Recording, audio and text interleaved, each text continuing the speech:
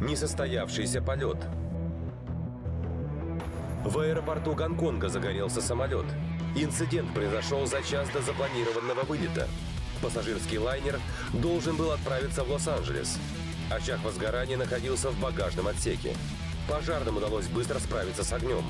Пассажиров и членов экипажа на борту еще не было.